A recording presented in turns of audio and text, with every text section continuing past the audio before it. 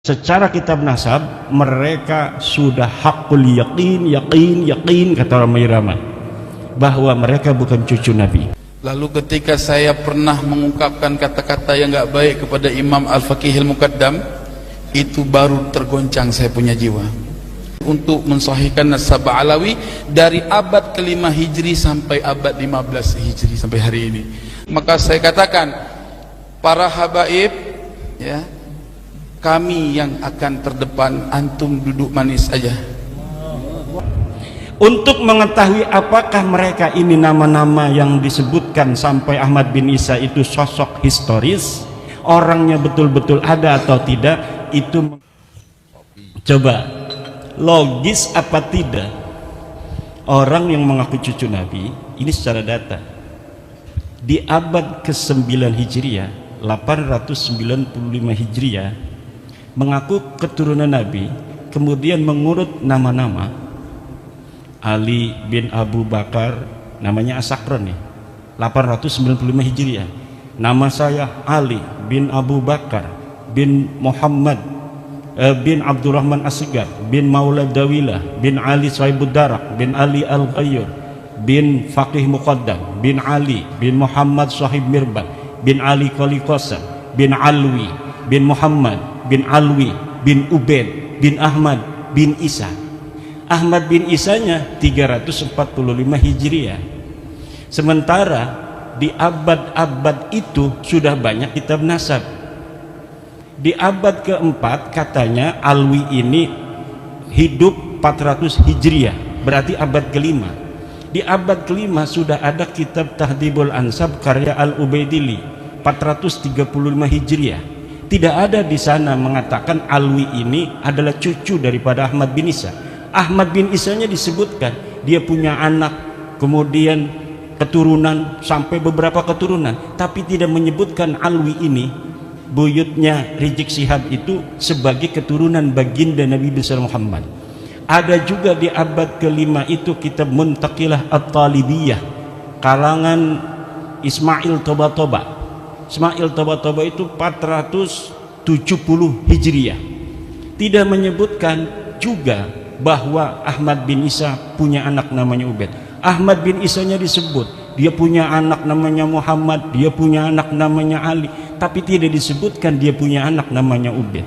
Kemudian kitab Al-Mazdi 490 Hijriah karya Al-Umari tidak juga menyebutkan Ahmad bin Isa punya anak namanya Ubaid. Ubaid punya anak namanya Alwi yang jadi Ba'alawi, nggak ada. Kemudian naik ke abad ke-6 yaitu 597 Hijriah karangan seorang pakar usul fikih Imam Fakhruddin Ar-Razi. Beliau juga seorang ahli tafsir, punya kitab tafsir Mafatihul Ghaib, punya berbagai macam kitab sejarah dan lain sebagainya. Idza utliqal imamu fi usulil fiqhi fal muradu bihi Imam Al-Ar-Razi.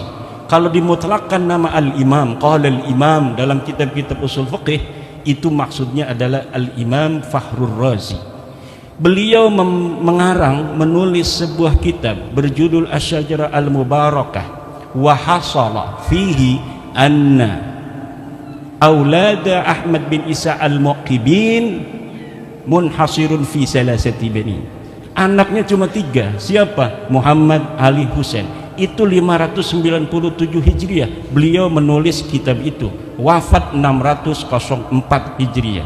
Beliau punya anak murid namanya itu Al-Fakhri, juga ngarang kitab namanya Al-Fakhri. Al-Marwazi nama murid beliau, itu 614 Hijriah. Di situ juga disebutkan nama Ahmad bin Isa dan tidak disebutkan Ahmad bin Isa ini punya anak namanya Ubaid, punya cucu namanya Alwi. Tidak ada, mereka tidak disebut keturunan Nabi pada 614 Hijriah. Kemudian ada kitab Al-Asili 700 Hijriah.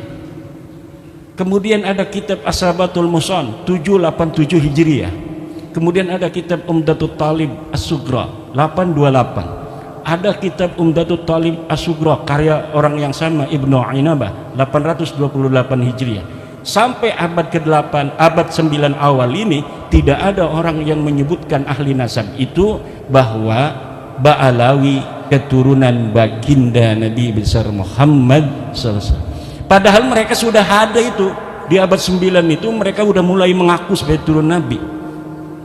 Ali bin Abu Bakar As-Sakran ini sudah mengaku keturunan Nabi di abad 9, tapi orang-orang Yamannya saja itu tidak ada yang mencatat mereka sebagai keturunan Nabi di abad 9 itu. Maka saya sebutkan ada 550 tahun kosongnya riwayat antara pengakuan dan orang yang diaku. Orang yang diaku 345 Hijriah, mereka mengaku 895 Hijriah, hitung pakai kalkulator 550 tahun. Itu kalau kita mau kasihan. Itu versi kasihan itu 550 tahun itu. Versi yang tidak kasihan dalam ilmu nasab itu, dalam ilmu nasab, sebuah kitab sejarah la yuqaddamu bihalin ala ma yusbituhun nasabun.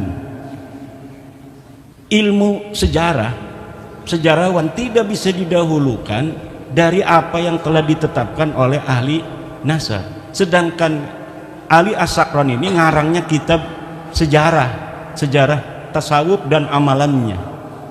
Maka walaupun ada susunan dia menyebutkan nama-nama sampai Ahmad bin Isa, itu sebenarnya dalam ilmu nasab tidak dianggap sama sekali.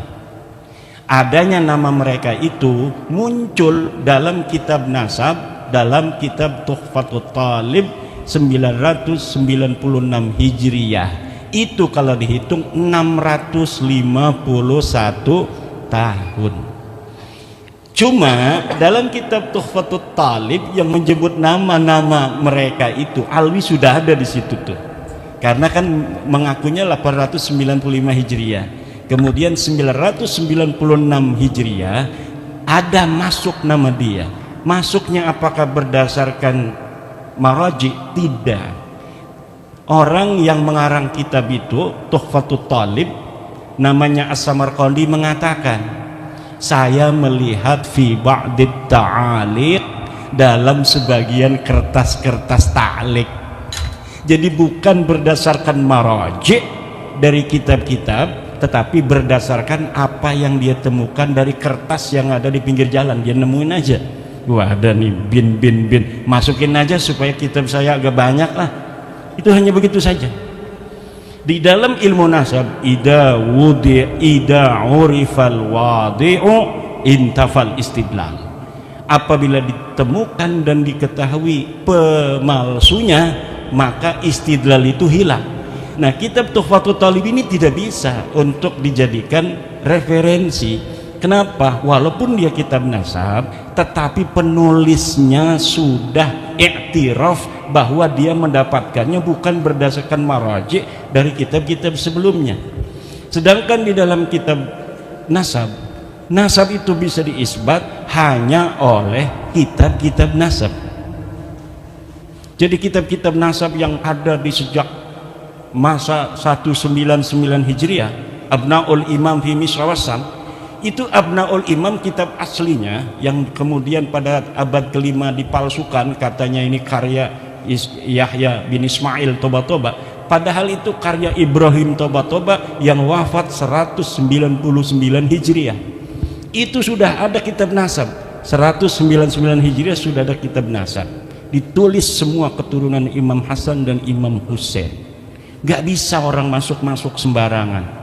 Kemudian ada kitab Nasabu Quraisy, ada kitab Nasab Bani Quraisy, ada kitab As-Sam'ani tentang nasab, ada kitab Siri Silsilatil Alawiyah 340 Hijriah karya Abu Nasr Al-Bukhari. Tapi di situ bukan masa di mana Ahmad bin Isa hidup, jadi kita nggak pakai sebagai dalil. Yang kita pakai dalil mulai daripada kitab nasab yang bisa diakses paling tua, yaitu Tahdzibul Ansab karya Al-Ubaidili 435 Hijriah. Jadi kitab-kitab nasab itu sudah menafikan mereka sebagai turun Nabi. Ini kata Hanif Alatas, kalau tidak ada yang menyebut, itu bukan berarti dia tidak ada. Kalau misalnya ada yang menafikan bahwa Alwi bukan cucu Nabi di abad 5, baru bisa diterima bahwa Alwi itu bukan cucu Nabi. Tapi tidak ada orang yang menafikan Alwi sebagai cucunya Ahmad bin Isa di abad kelima. Alasannya begitu. Kalau Kiai Imad bisa menemukan satu kitab yang menafikan katanya Ubaid sebagai anak Ahmad bin Isa, Alwi sebagai cucu daripada Ahmad bin Isa, baru itu sahih. Kalau tidak ada yang menafikan, tidak, kata saya. Coba lihat dalam kitab tauhid yang kecil aja, kitab Syarah Aqidatul Awam. Kitab apa itu? Karya Ibrahim Al-Laqani, Tuhfatul Murid ya. Tuhfatul Murid itu bagaimana? Sesuatu yang sah untuk dinafikan adalah sesuatu yang subut. Sesuatu yang bisa ditiadakan adalah sesuatu yang ada. Kalau sesuatu yang tidak ada itu tidak bisa ditiadakan karena dia sudah tidak ada secara ontologis. Sekarang ada yang tidak hadir, misalnya istri keduanya Kiai Suparman.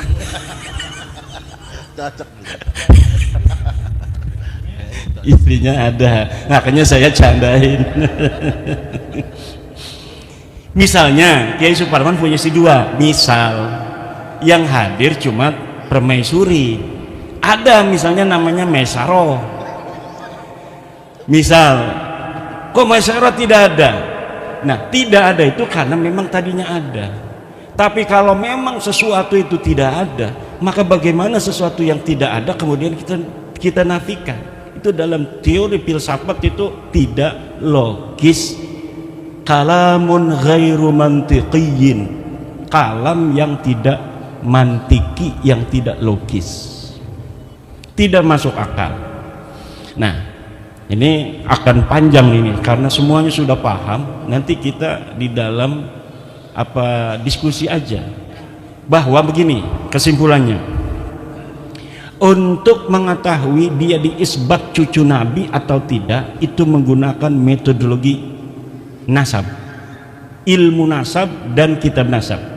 Secara kitab nasab mereka sudah hakul yakin kata Rama Irama bahwa mereka bukan cucu Nabi. Untuk mengetahui apakah mereka ini nama-nama yang disebutkan sampai Ahmad bin Isa itu sosok historis, orangnya betul-betul ada atau tidak, itu menggunakan pendekatan historis, yaitu melalui menelusuri nama-nama keluarga mereka ini dalam kitab-kitab sejarah.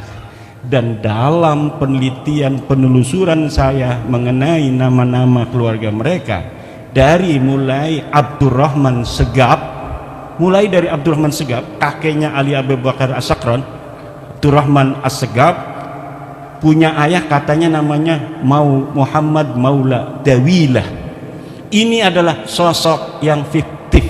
Dari mulai Muhammad Maula Dawilah punya ayah Ali Sahibud Darak, Ali Al-Ghayyur, Faqih Muqaddam, Ali bin Sahib Mirbat bin Ali Qali Qasam bin Alwi, sampai Ubaid, itu semuanya sosok ahistoris, orang fiktif yang namanya diurut begitu saja demi untuk mencapai ketersambungan sampai Ahmad bin Isa yang sudah sahih sebagai keturunan Nabi. Jadi jangankan bisa diisbat secara ilmu nasab, uang sosoknya aja nggak ada. Ya gimana sih Kiai Imad bisa menemukannya? Begini Pak, di Tarim itu banyak orang dulu. Faqih Muqaddam itu 653 Hijriah. 653 Hijriah di Tarim itu banyak ahli-ahli agama, ulama-ulama besar. Ada kitab-kitab nasab sejarah yang ditulis. Kejadian apa saja yang terjadi di Tarim itu ada dalam kitab Al-Yafi'i, dalam kitab Tabaqat Fuqaha Yaman, dalam kitab As-Suluk, semuanya diterangkan. Ada kejadian pembunuhan para fuqaha 560 Hijriah itu, ada penyerbuan dari kerajaan membunuh para kiai-kiai karena perbedaan dalam cara pandang keagamaan. Tapi tidak ada satupun nama-nama yang disebutkan ulama baik yang dibunuh maupun tidak dibunuh dari keluarga Ba'alwi. Kenapa? Karena memang waktu itu mereka tidak ada di Tahrim. Mereka belum ada di Tahrim. Mereka pindah dari India masuk itu sekitar sebelum abad 9 Hijriah, beberapa puluh tahun sebelumnya. Kemudian menyusun sebuah kekuatan di situ, kesejarahan palsuin semua ulama-ulama di sana, direbut nasabnya orang, kemudian yang direbutnya itu diingkirodkan. Ini mereka kan nyantol ke Abil Jadid, ulama Hadramaut, Sarip Abul Jadid, nasabnya diambil, Abul Jadidnya dihancurkan, bahwa Abul Jadid ini tidak punya keturunan hari ini abad 9. Sama juga dengan Wali Songo. Wali Songo diambil itu sejarahnya, dibelokkan nasabnya ke Hadramaut, keturunannya dihilangkan bahwa mereka tidak punya keturunan. Ini yang akan terjadi kalau tidak ada bab nasab 2022 dan tidak ada Kiai Suparman Abdul Karim di Lampung. Ini yang akan terjadi karena beliau yang awal-awal mengambil nyamber itu dari Banten. Luar biasa, antara Lampung dan Banten persahabatan yang tiada akhir.